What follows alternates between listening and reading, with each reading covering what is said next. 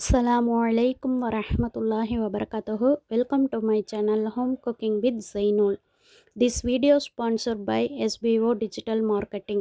Join SBO Digital Marketing work from home opportunity.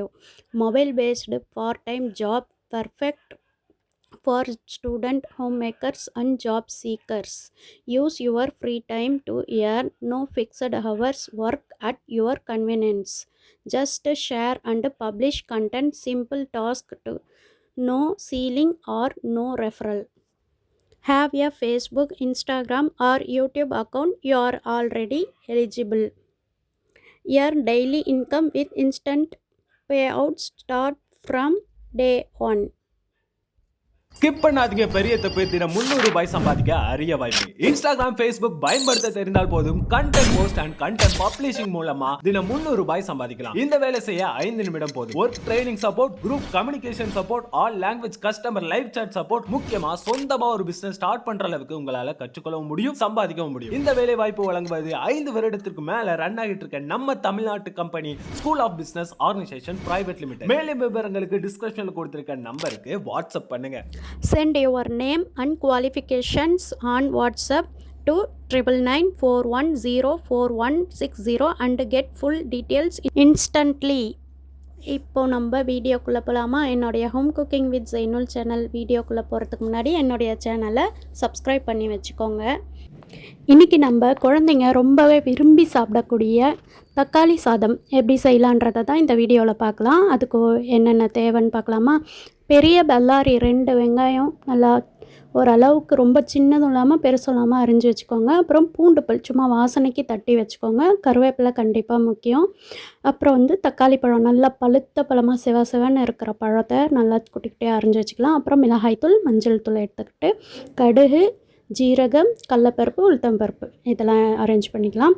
இப்போ வானல் வச்சு எண்ணெய் நல்லா சூடாயிடுச்சு.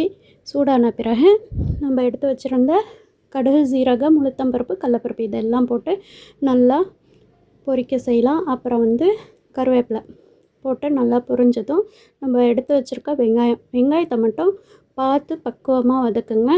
ரைஸுக்கு முக்கியமாக இந்த மாதிரி செய்யும்போது வெங்காயம் ரொம்பவும் தீஞ்சிடக்கூடாது, அதே மாதிரி ரொம்ப வேகாமலும் இருக்கக்கூடாது.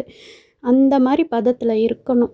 அப்போ தான் டேஸ்ட்டாக இருக்கும். அந்த வெங்காயத்தோட ஆனியன் வதக்கின வாசனை நல்லா வரும். இந்த நேரத்தில் நம்ம சால்ட்டு சேர்த்து நல்லா வதக்கிக்கலாம். எனக்கு பொதுவாகவே நான் தக்காளி சாதம் இப்படி செஞ்சால் தான் எனக்கு பிடிக்கும். அதை விட்டுட்டு பட்டை, லவங்கம், ஏலக்காய் இதெல்லாம் போட்டு குஷ்கா ஸ்டைலு இந்த மாதிரி பிரிஞ்சி ஸ்டைல் செஞ்சால் சுத்தமாக பிடிக்காது. என் பிள்ளைங்களும் அதே மாதிரி தான். என் பசங்களுக்கு அந்த பட்டை லவங்கம் வாசனை வந்தாலே பிடிக்காது. அந்த மாதிரி செய்யவும் மாட்டேன். இந்த மாதிரி செஞ்சாக்கா ரொம்பவே விரும்பி சாப்பிடுவாங்க. டிஃபன் பாக்ஸும் காலி ஆகிடும். நான் சாப்பாடை வடித்து தான் இந்த மாதிரி செஞ்சு அதில் கிளறி கொடுப்பேன். இது நல்லாவே இருக்கும். நான் ஏற்கனவே தொக்கு போட்டிருந்தேன், அது பார்த்துருப்பீங்க. அது ஒரு மெத்தடு. அது வச்சு சாப்பிட்றது கெடாமல் இருக்க.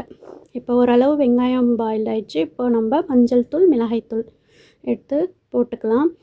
இப்போயே போடுறதால கலர் இன்னும் நல்லாவே கிடைக்கும். நம்ம தக்காளி பழம் சேர்த்துட்டு கூட சேர்க்கலாம்.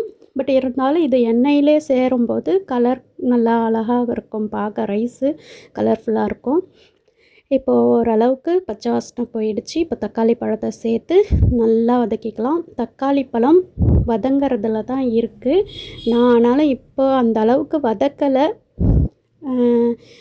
நான் உங்களுக்கு சொல்கிறது என்னன்னாக்கா, நல்லா சுருண்டு வரணும். அந்த தக்காளியோட தோல்லாம் சுருண்டு வர அளவுக்கு நம்ம வதக்கி செஞ்சால் இன்னமும் டேஸ்ட்டாக இருக்கும்.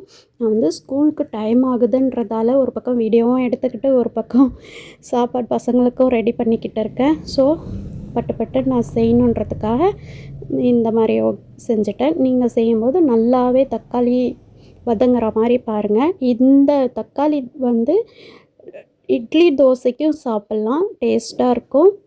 அதே மாதிரி நம்ம ரைஸுக்கும் பிசைஞ்சும் சாப்பிட்லாம். நான் பசங்களுக்கு அப்படியே சாப்பாடு வடித்து கிளறி கொடுத்துட்டேன். சாப்பாடு அதே மாதிரி ரொம்பவும் விரையாக ஆக்க வேண்டாம்.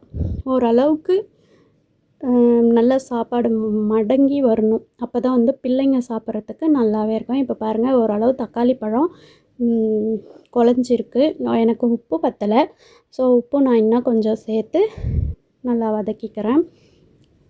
அடி பிடிக்காமல் அப்பப்போ கிளறிக்கிட்டே இருங்க. ஒரு பக்கம் தோசையும் ஊற்றியாச்சு பசங்களுக்கு. தோசையும் ரெடி பண்ணிக்கிட்டு இந்த ஒரு பக்கம் இப்போது ரெடி ஆயிடுச்சு தக்காளி.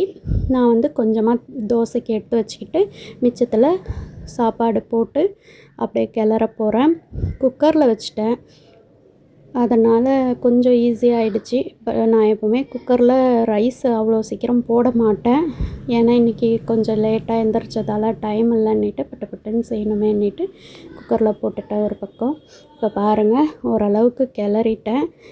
ரைஸு பார்க்க நல்லா கலர்ஃபுல்லாக இருக்குது. இது டேஸ்ட்டாகவும் இருக்கும். சில பிள்ளைங்க இந்த பட்டை லவங்கம் வாசனை பிடிக்காத பிள்ளைங்களுக்கு இந்த மாதிரி செஞ்சு கொடுங்க. அப்போ தான் ஒழுங்காக சாப்பிடுவாங்க. நீங்களும் ட்ரை பண்ணி பாருங்கள்.